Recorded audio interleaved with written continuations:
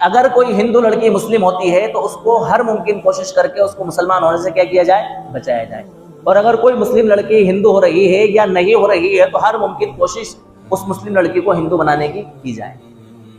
और नारा क्या दिया जा रहा है कि भाई आपको किसी मुसलमान से अगर आप शादी करेंगे तो आप बच्चे पैदा करने की मशीन बन जाएंगे। क्या बन जाएंगे?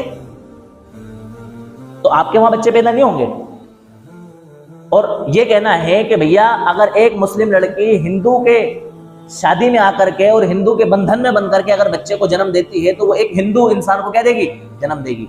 तो जब वो एक हिंदू इंसान को जन्म देगी उस वक्त वो बच्चा पैदा करने की मशीन नहीं बनेगी। सिर्फ मुसलमान के वहां बच्चा पैदा करेगी तो बच्चे पैदा करने की मशीन, और हिंदू के वहां जाकर के बच्चा पैदा करेगी तो बच्चा पैदा करने की मशीन नहीं बनेगी। सोचने की बात, गौर करने की बात है कि देखो किस तरह से इंसान का जहन खराब किया जा रहा है, उसको बरगलाया जा रहा है।